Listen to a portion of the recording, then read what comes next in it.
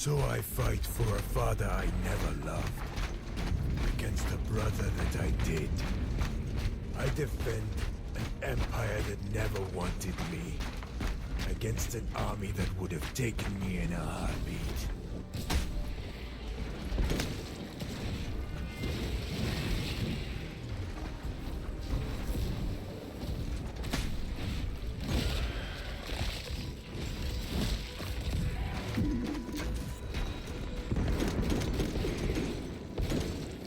Warriors of Chogoris, brothers of the great tribe, the Star Hunt calls you. Do you not hear it? The battle's red edge is your home.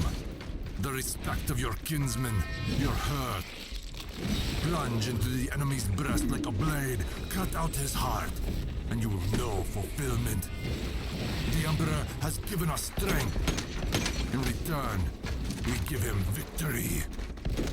The overlooked barbarian, the warhawk, the great Khagan, the untrusted but yet respected Primarch of the 5th Legion, the White Scars, Jagathai Khan, a figure of mystery, whose legacy as the reclusive conqueror has echoed for over 10,000 years, overlooked by his brothers, by his Imperium, and those who fell into the trap of failing to look below the surface. The choices and decisions of this so-called barbarian Primarch shaped humanity forever. Who is the man behind the warhawk? Who is underneath the mystery of the great Khagan? Who is the man, Jagathai, and what shaped him? The story begins at the end of the 30th millennium. A gestation capsule was hurtling through the wall, claws and teeth scratched upon its reinforced surface, as creatures of nightmare and madness tried to get to the prize within. Re-emerging back into real space, the battered capsule was interfered with. Divine hands took it within its clutches as it hurtled towards the grey, desolate world of Chemots. The capsule was redirected, its fate changed forever, as this mysterious entity swapped it with another, directing the burning treasure towards a new destination. The capsule began to enter a planet's atmosphere, hurtling down with all the grace and violence of a falling star, roaring and crashing into the earth. Amidst the smoke and fire, a child crawled out from the wreckage. Opening his eyes for the first time, he looked up to the azure skies. No fear or terror gripped him, only confusion. This child was special. He began to adapt, rationalize, and comprehend his surroundings at a speed and depth that was beyond an ordinary human. Alone, with no sense of who or what he was, the child began to wander his new temperate home. Deep within the Yasan sector of the galaxy, on a world dominated by lush greenery, soaring mountains, and azure seas, and great plains, this unique child wandered the planet of Mundus Planus, Chogoris. A world with a singular, vast continent. Chogoris was a world home to a human civilization that had suffered the devastating consequences of Old Night, the collapse of the galaxy-spanning civilization of mankind. For thousands of years, warp storms had ravaged the sector, isolating Chogoris from the wealth and resources of its neighboring worlds. Knowledge, power, and wealth bled until humanity had regressed. The sword, bow, and rudimentary black powder weapons ruled this feudal world. It would be to the far west, deep inside the vast steppe lands known as the Empty Quarter, that the child began to roam. At the banks of the Kuon River, the young boy caught his first glimpses of humanity.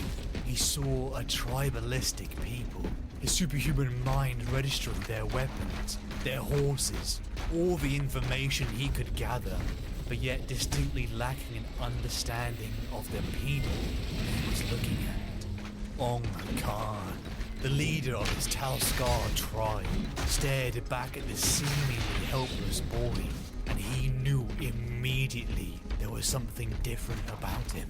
His very presence inspired awe, but most distinctly was there fire in his eyes. Khan declared that this child was a gift from the gods, and he took in this young boy, giving him shelter, food, a family, and a name, Jagathai. The Talskar shared everything with Jagathai. He was taught everything of their ways, their lifestyles, and the morality of tribal life. Honor to the tribe, honor to the land, and honor to the storm seers, the Zadrin Aga, the shamans who guided and preserved the traditions of the tribe, as well as being an invaluable advisor in the matters of the gods and the powers bestowed upon them, and the lessons of control, lest the Yaksha, the demons, punish your pride and arrogance. The young Jagathai began to grow quickly.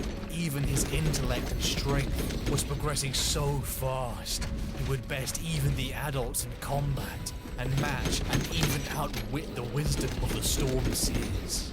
Jagathai learned everything his people could give him, but most importantly was their spirit. On horseback, roaming the vast plains, the azure skies above, the sun on his face, feeling the adrenaline flowing as the wind hit his face, hunting, fighting off rival tribes, drinking the fermented milks and wine of his people. It was freedom, uncaged, that sensation of staring at the sunset, feeling in tune with the world. What would you give for that feeling? Jagathai was special. His strength, his intellect, his ability to understand and adapt was frightening. Even being in his presence for the first time was overwhelming. But behind this prominent form was a young boy who pondered. Rival steppe tribes began to fear him because this seemingly superhuman warrior began to preach and talk what was beyond the constant warfare that dominated life on the steppes. The young Talskar warrior sent from the gods was a figure of awe and a conjurer of jealousy. But Jagathai's fast-paced, freedom-filled existence wouldn't last, and it would soon change forever.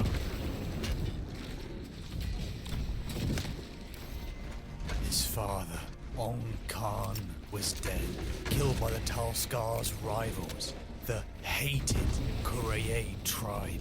A rage so apocalyptic in its release gripped Jagathai. He screamed for vengeance. The young man, barely a few years old, but at the same height of his elders, gathered his people.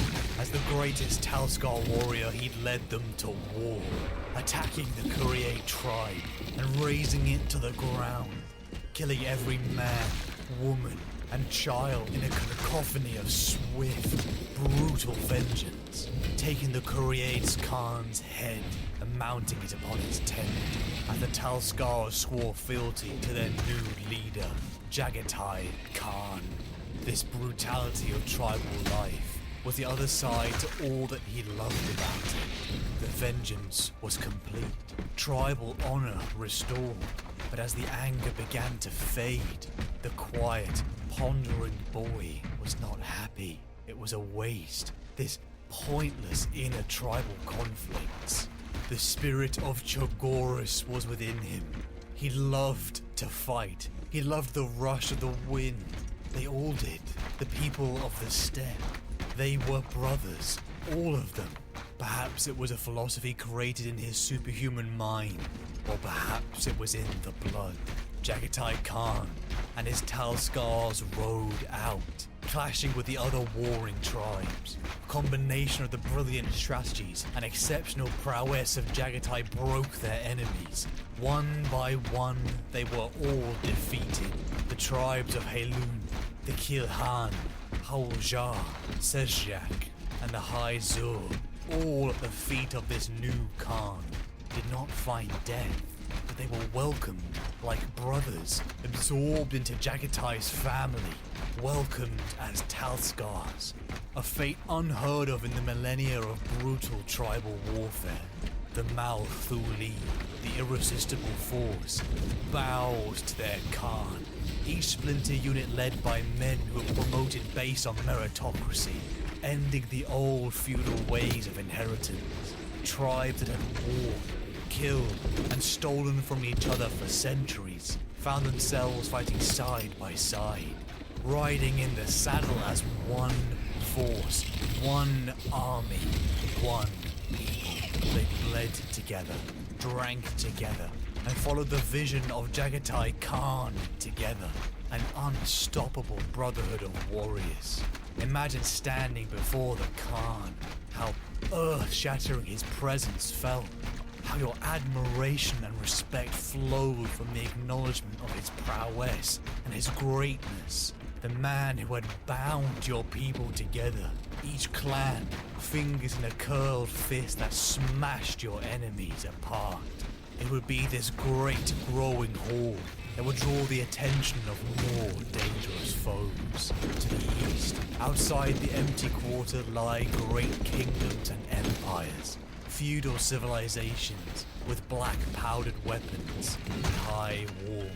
Greatest of all was the Palatine, an emperor to a corrupt empire, whose packs of greedy, self-absorbed nobles would often roam the edges of the steppe lands, hunting and attacking the tribal people for sport. 10 summers after his arrival on Chogoris, as his tribe moved to their winter settlements, a vast avalanche caught Jagathai off guard, and he and his personal guard were swallowed up by the rushing snow. Alone, Jagathai survived, his loyal brothers all dead, and just as how he had arrived in Chogoris, he was again alone. It was in his journey to return to his people that Jagathai was attacked by a Palatine aristocratic hunting band. The arrogant men underestimated the tribal savage before them. It would be their last mistake, as Jagathai tore them limb from limb, fighting with blinding speed and aggression. One lone survivor returned, bearing a note from Jagathai, declaring that the people of the steppes were no longer the Palatine's toys, alongside the severed head of a man who was the Palatine's very own son. The enraged Emperor of the East assembled an enormous force. Men, clad in heavy steel, with guns marched to Jagathai's home, but found not a pathetic gathering of tribes in simple girths, but a well-disciplined, motivated horde. The Mathuli strolled out, and utilizing the speed of an entire mounted force, they tore the armored warriors apart, showering arrows as the very heavens rained death. The force was utterly annihilated.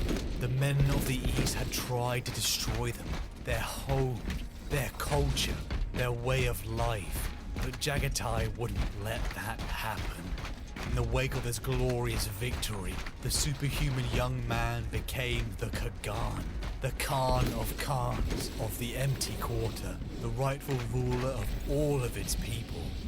Men such as Jagathai Yasuge, Quinn Shah, Gyuhan, and Hasek, friends and brothers who had been by his side, followed their Khagan out of the Empty Quarter, the dust gathering at their feet as they set out to conquer the world.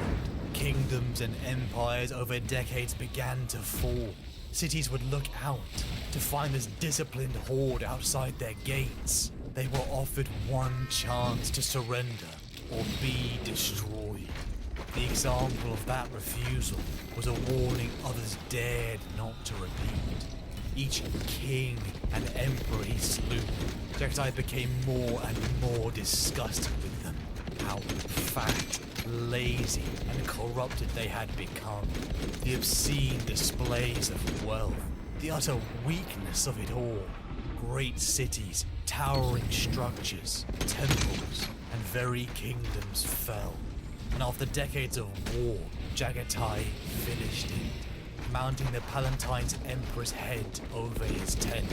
His conquest was complete, with peace never lasts. Far upon the horizon, Chogoris' azure skies, a golden eagled stormbird descended from the sky. Jagathai's life was about to change forever.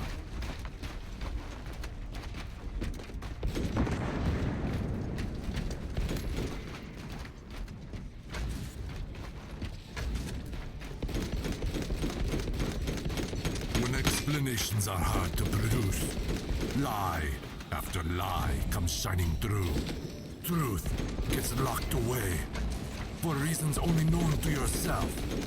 Truth may hurt, but the lie hurts more. One lie to cover another. What was the first lie? Can you remember?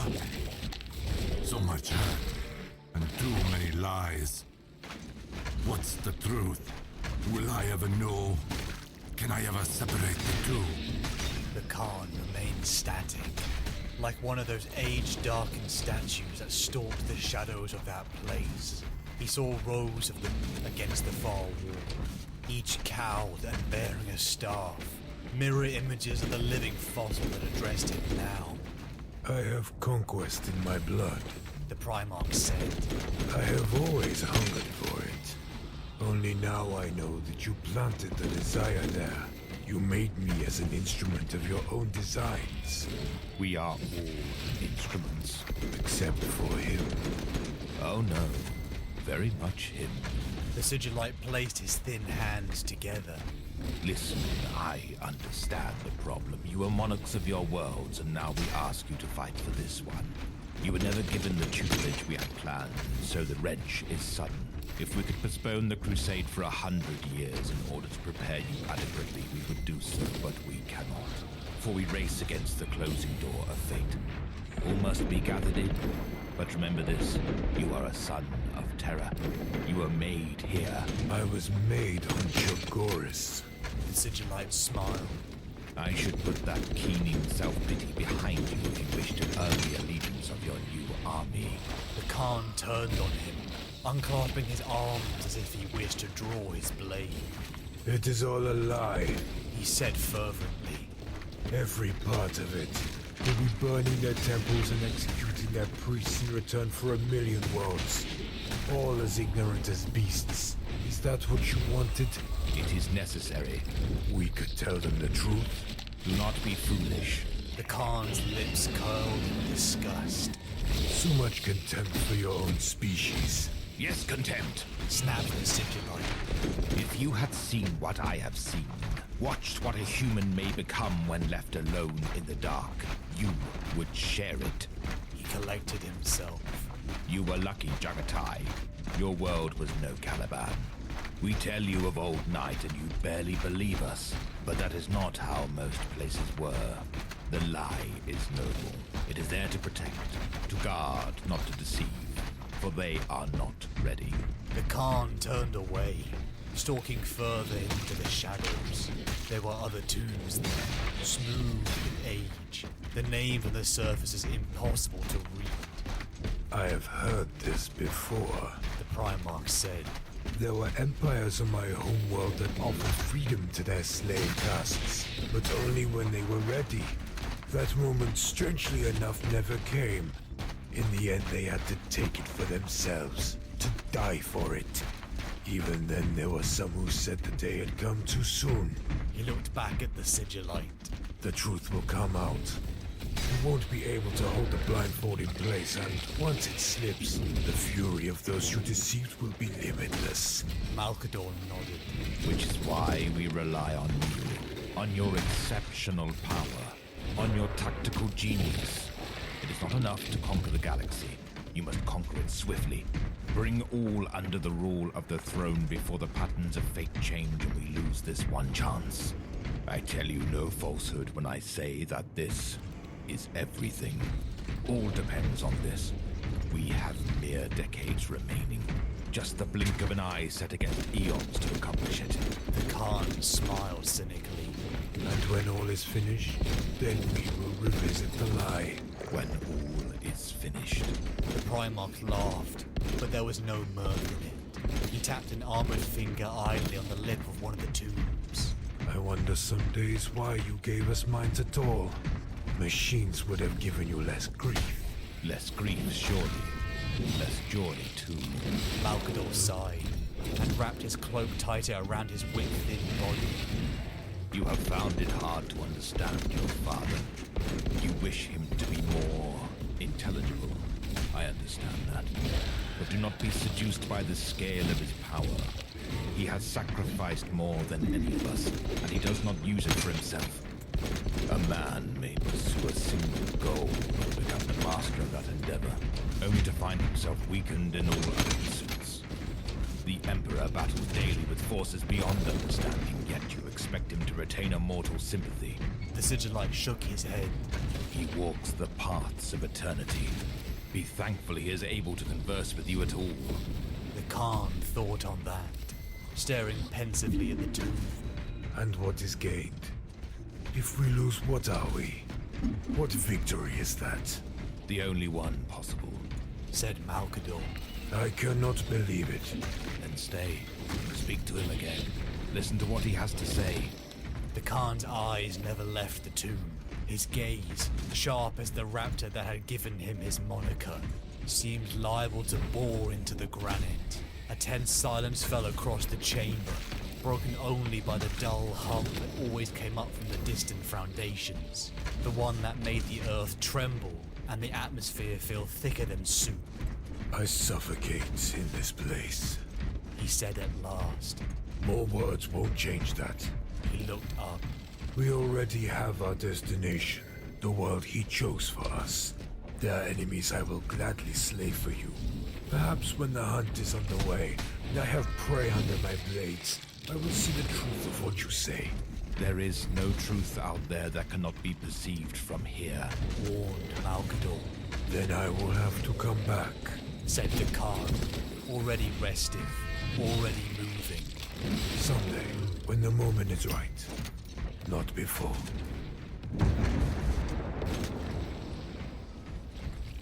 A golden eagled stormbird descended from the sky, and as a procession of large, golden armored warriors made their way into Jagathai's camp, he saw that these strangers possessed technology far beyond anything on Chogoris. From his first moments of sentience, Jagathai knew that he was different, that he was more than the people around him. His intellect, his strength, and in recent years, his towering figure. Finally, the answers to that very question came as he looked upon his father, the Emperor of mankind, flanked by an equally large figure, Horus Lupercal.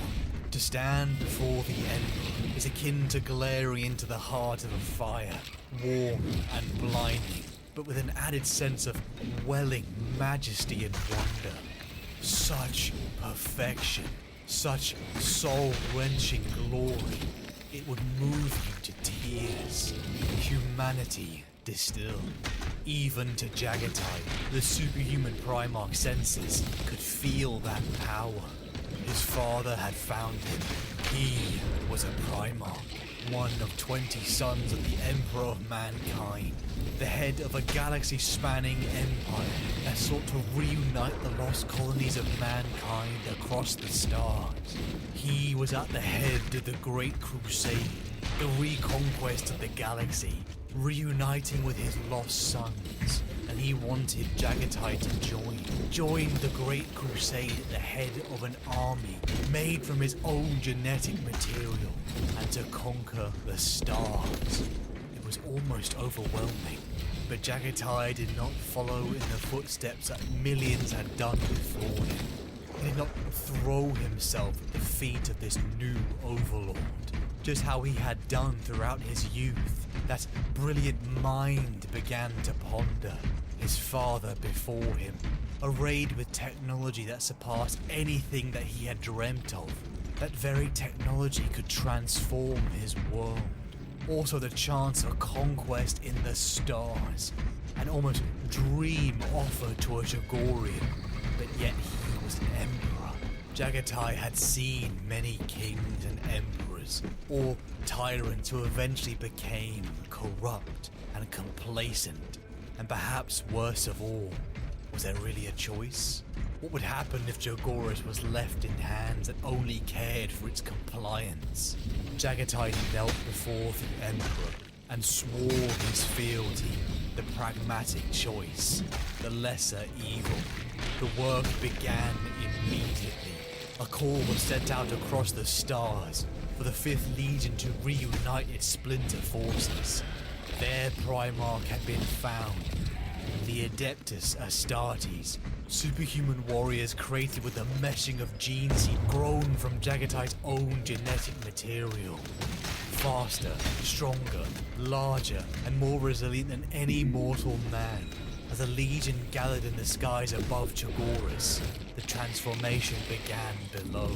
Jagathai Yasuge, Quinn Shah, Gyu Hun, and Hasek, brothers to Jagathai who had been by his side since the beginning, volunteered to undergo the transformation into Astartes. Many of the friends and Chagorian soldiers loyal to Jagathai would not survive this process.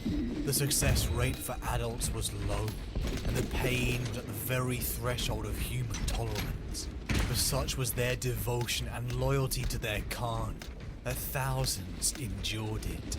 As the 5th Legion, the Star Hunters gathered to Chogoris, and the recruitment of Chogorian Astartes began.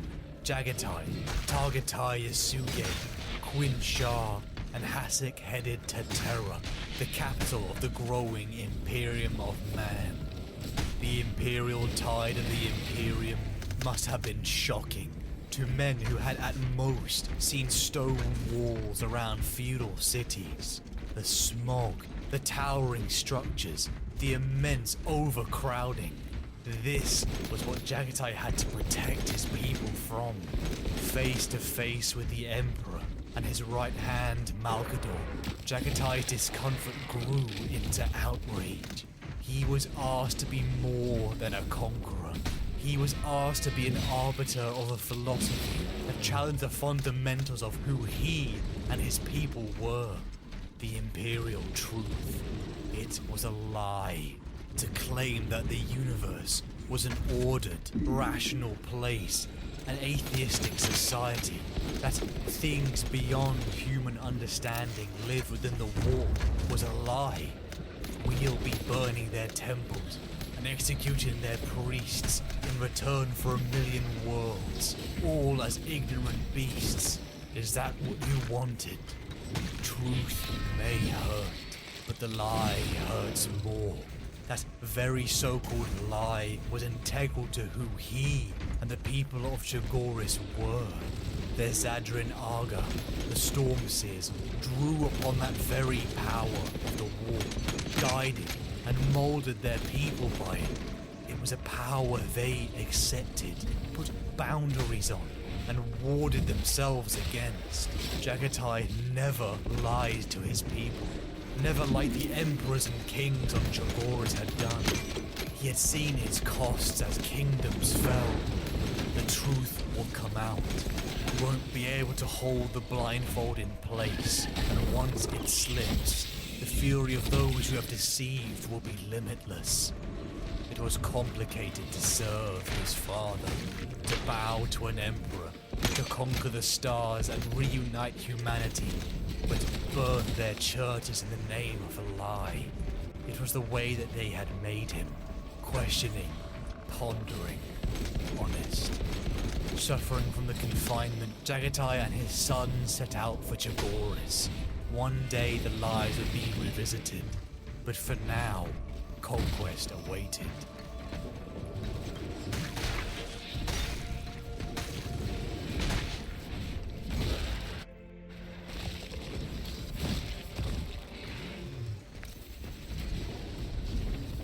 Not even a mighty warrior can break a frail arrow when it is multiplied and supported by its fellows.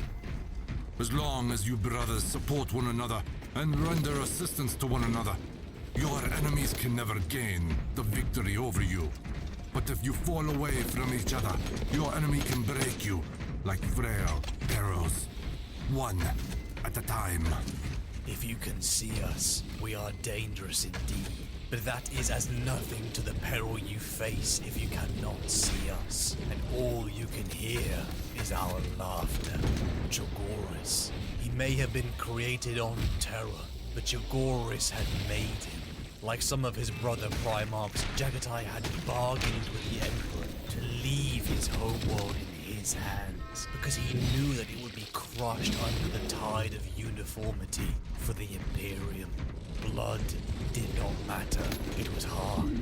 The spirit of Chogoris that had to be preserved. Culture bound men together, just as how he had bound the numerous tribes of the Empty Quarter under the banner of his Mathuli. The 5th Legion, the Star Hunters, sons born on Terra. Veterans of the ongoing Great Crusade were ordered down to the surface and stood side by side with their newly elevated brothers from Chogoris. Thousands of soldiers, each bound with Jagathai's blood within them. But blood was not enough for Jagathai. Over 50,000 men assembled on the plains of Chogoris. Their Primarch stood before them. The enormous, powerful presence of Jagathai awakening something within them all. Each Astarte, Terran and Chogoran were presented with a ritual blade, dipped in a poison designed to suppress their healing abilities. 50,000 men marked the form of a jagged scar across their cheek. With the wound still fresh, they discarded their old names, for that man was dead. Each chose a new name to mark his ascension into the horde of Jagathai, the Khagan. Their old way of life was gone. They were now one army, one brotherhood, one legion. They swore oaths to their Khagan and to each other. As long as you brothers support one another and render assistance to one another, your enemies can never gain the victory over you. They were one. They were the Talskar, clad in white, and now they set out to the stars to conquer the galaxy. Jagathai's molding of his legion continued. He began to incorporate his ethos and tactics from what he had learned in his time on the steppe. Attack and then retreat, shock and awe. The 5th Legion would be the first in, and then the first out. They would attack with such blinding speed that all resistance would be washed away in a tide. World upon world would find this enormous, looming force blacken their skies, only to realize in their horror that they were already under assault, as a wave of superhuman warriors, clad in gleaming white armor, with an enormous figure leading them, would smash them apart. Whooping cries and cheers would be heard over the thunder of jet bikes and land speeders, as the spirit and heart of Chogoris sung through its warriors. Even their weapons and armor was adapted to fit their way of war. The Legion's colossal naval ships were modified to Jagathai's own specifications. He had been but a mere tribal warrior before. The bow and warhorse were his tools, but his mind had soaked in the complexity of the Imperium's technologies to a level where he could adapt it. The Dao sword, the Tolwar dagger, the Guan Dao glaive, all deadly pieces of iron, forged in the plains, were reforged into steel and ceramite power weapons. Even Jagathai's personal guard, his Keshik, adapted their Terminator armor for increased mobility. It was the way we made you. Words of Malkador that never seemed to leave his thoughts. Conquest was in his blood, but it was in the heart of the Chogorians. Their love of battle was unparalleled, just as the sensation of adrenaline and freedom had gripped Jagathai, mounted upon the plains of Chogoris. It was tapped into by all of the 5th Legion. Imagine the speed, the power, the sensation of slicing apart your enemies with your blades. An exhilaration that would leave you grinning ear to ear. But they were more than just the savage visage they displayed. Jagathai began to encourage his sons to be more, to delve into such things as calligraphy, hunting, and the telling of ancient tales. The society that separates its scholars from its warriors will have its thinking done by cowards and its fighting by fools. The 5th Legion fully joined the Great Crusade, with Jagathai Yasuge, Quinn Shah, Giyu Hun, and Hasek by his side. He disagreed with his father on the fate of humanity, about lying to them, so he distanced himself from it. He would follow his own path. The 5th Legion began to disperse. Like an uncurling hand, the fingers outstretched to spread their grip on the stars. Each unit led by a son Jagathai trusted completely. The 5th Legion spread from war zone to war zone, utilizing their lightning-fast raid tactics to overwhelm the horrifying Xenos and non-compliant colonies of mankind. They begun to conquer at such frightening speed they even outpaced Imperial reinforcements. And coincidentally, the delegation sent directly from the Imperial Palace. The greater the distance from Terra and its influence, the more free Jagathai felt. It did not matter if he received less glory, less praise from his father, his legion. His culture and his way of life mattered more. They became a rumor, a legion who were gone before you could understand or interact with them. They were the superhumans, clad in white, bearing scars on their cheeks, speaking in their strange tongue. They were the White Scars.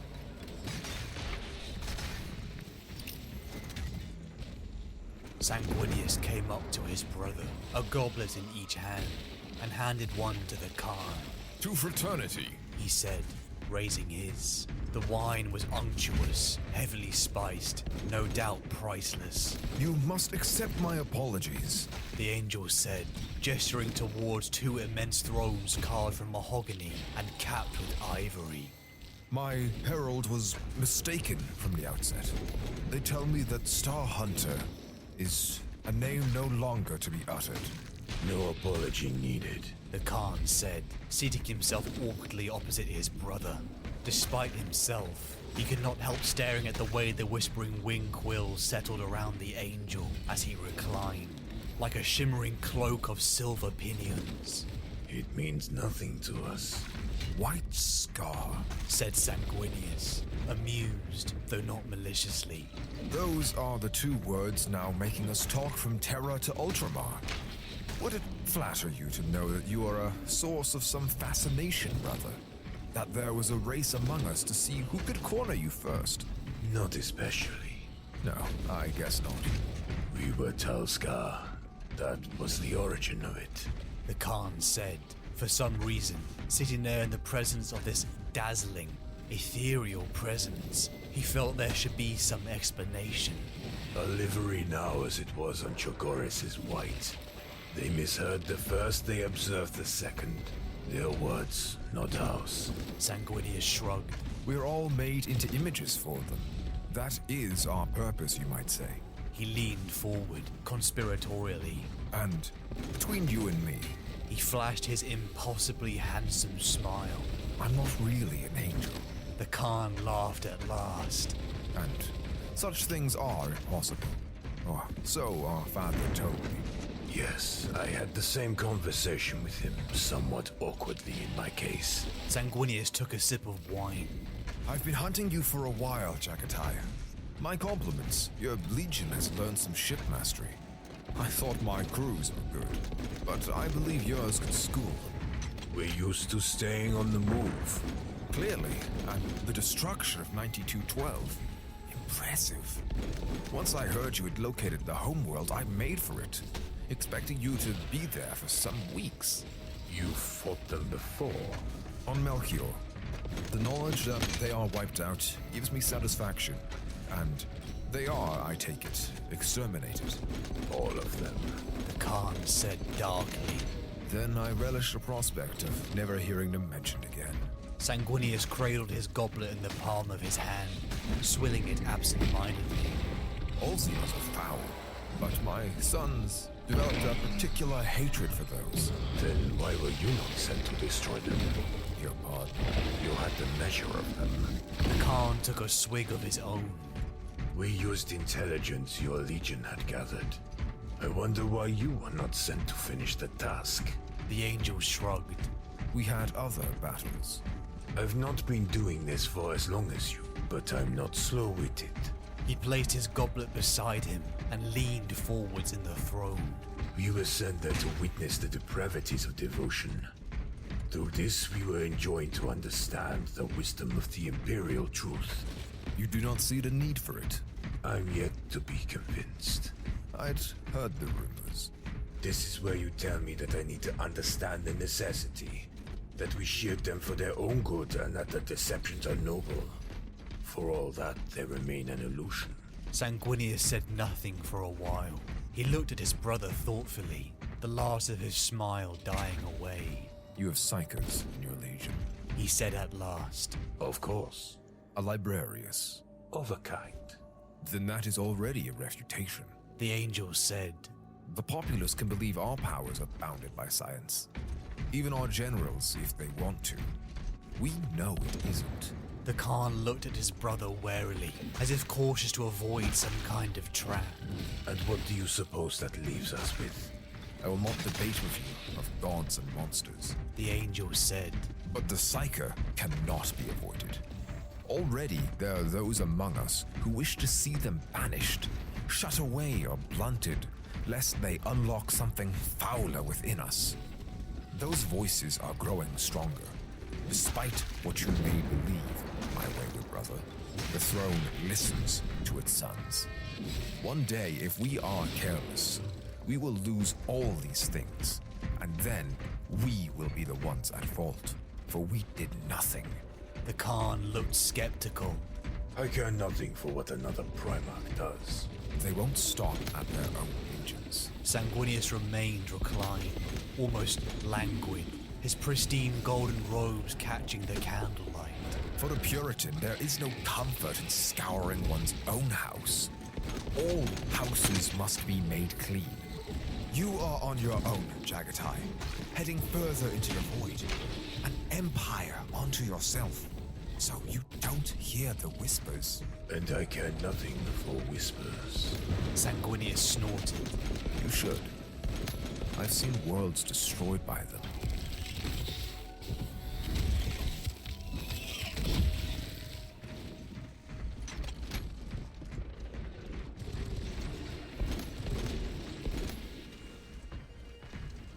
Stop me, good people.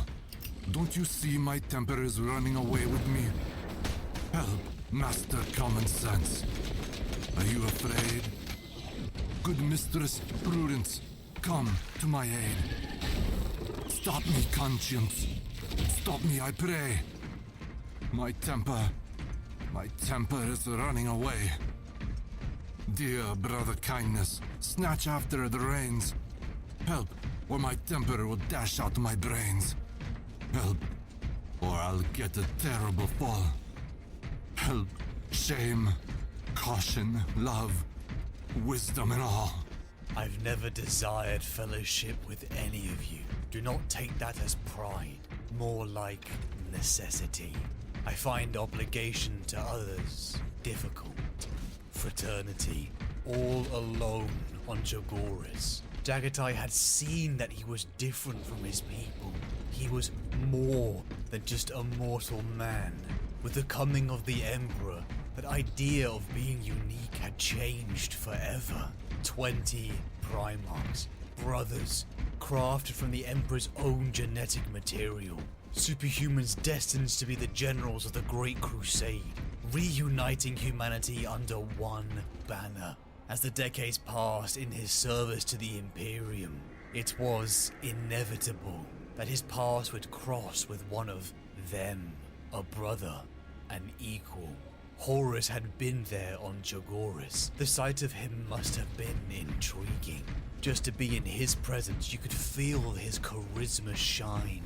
Horus saw beneath the facade of the savage, seeing the cunning, quiet intelligence. More interactions came over the decades. Sanguinius, Primarch of the Blood Angels, was an encounter hard to forget. His warming face, his ethereal presence, something made even Jagathai, the calm and closed-off man, want to speak. His brother had accepted his need for isolation, but warned that events inside the Imperium couldn't be ignored forever. And then Magnus the Red, Primarch of the Thousand Suns. Both Magnus and Jagathai's life had been shaped by sorcery.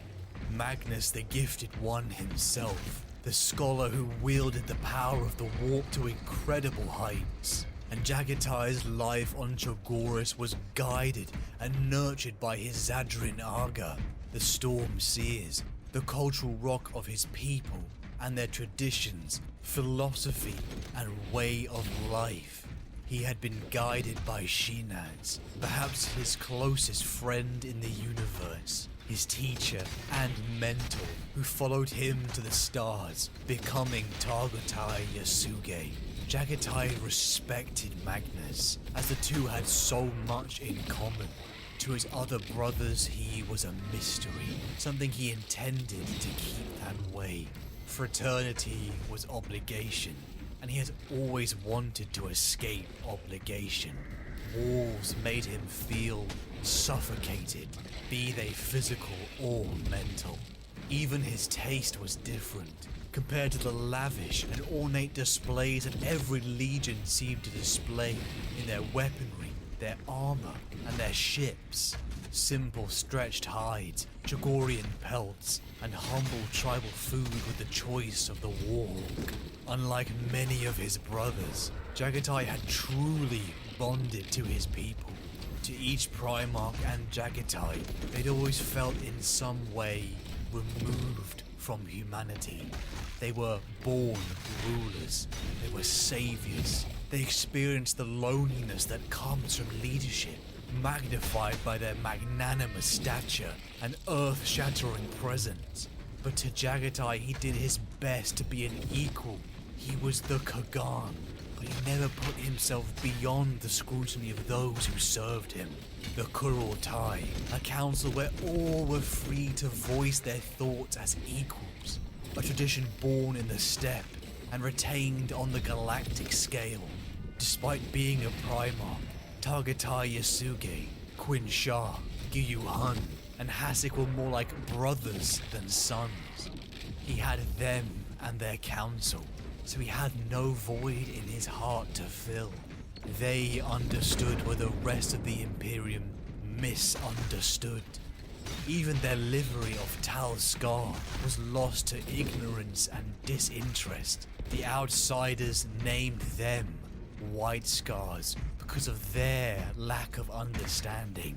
The Fifth sailed further and further into the void of the stars, content within their own company. As more worlds came under the shadow of the White Scars, Jagathai finally began to see more of what Malkador and the Emperor had tried to make him understand on Terra.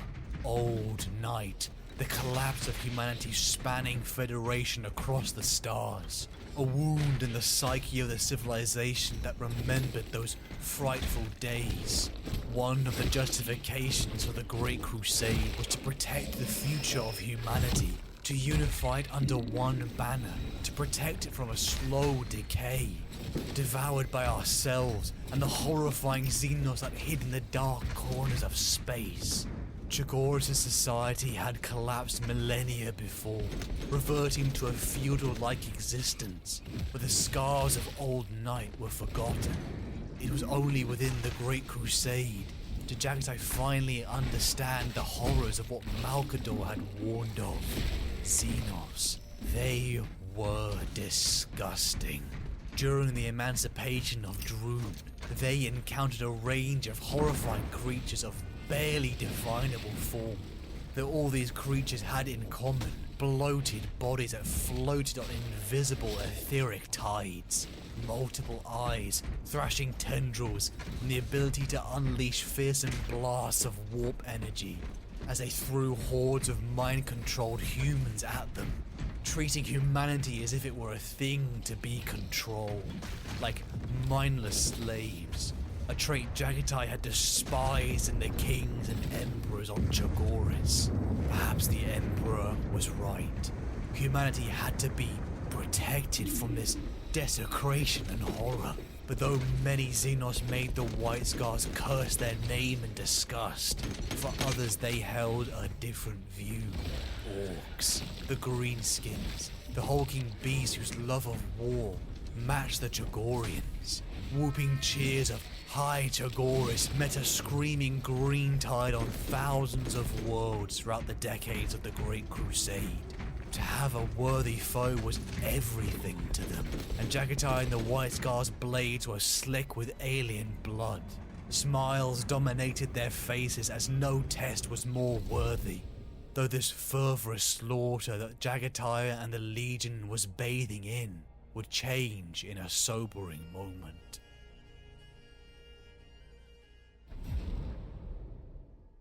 Side by side, the White Scars and the Lunar Wolves stood, cleansing another Orc horde.